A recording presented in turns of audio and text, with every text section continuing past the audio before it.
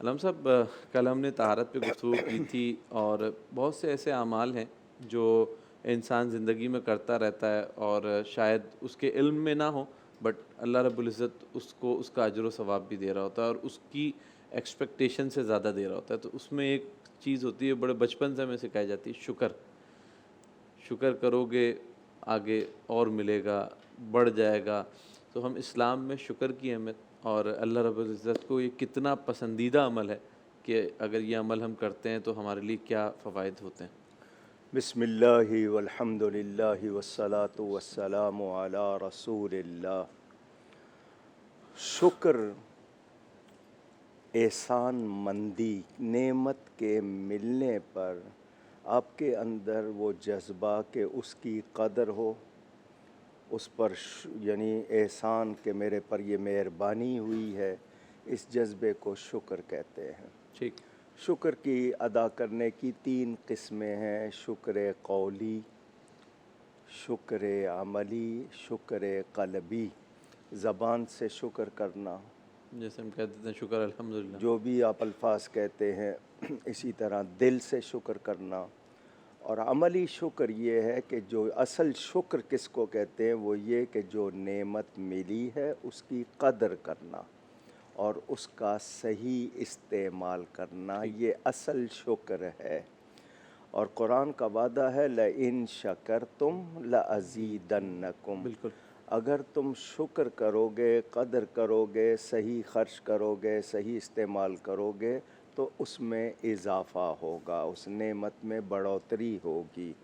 وَلَئِن كَفَرْتُمْ، کیونکہ شرک کی ضد میں کفر ہے. شرک اور کفر، ادھر شکر میں اور شرک میں اکٹھے حروف ہیں، اچھا. صرف ترتیب بدل دیں. تو ایک انسان جو شکر نہیں کرتا بلکہ کفر کرتا ہے، کفر کا مطلب انکار کرنا، اس کو نہ ماننا، تو پھر اس پر کہا گیا کہ میرا عذاب بہت شدید ہے. ہم کسی چیز کے حقدار خود سے نہیں ہیں. بالکل.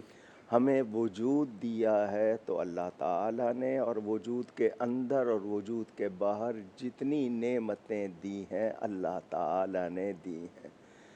ہم پر مہربانی کی ہے. اب ہم اتنی مخلوق ہے، میرے خیال تعداد کوئی کتنی بتاتا ہے، کوئی کتنی. صرف انسانوں کو کہا گیا کہ شکر کریں، درختوں کو، جانوروں کو، کسی کو نہیں، انسانوں کو. شکر. بالکل. تو اس پر اتنی مہربانی ہوئی ہے تو وہ اللہ کی اس نعمت کو اپنے اوپر مہربانی جانے، اس کی قدر کرے اور اس کا صحیح استعمال کرے. آنکھیں ملی ہیں، کان ملے ہیں، زبان ملی ہے، پورا وجود ملا ہے، اس کا صحیح استعمال، یہ اصلی شکر ہے. شاکر اور شکور کے لفظ آتے ہیں. تو شاکرین. بالکل اس طرح. ہمارے ہاں ایک غلط لفظ کی عادت ہو گئی، میں آپ کا بڑا مشکور ہوں. یہ الٹا لفظ ہے.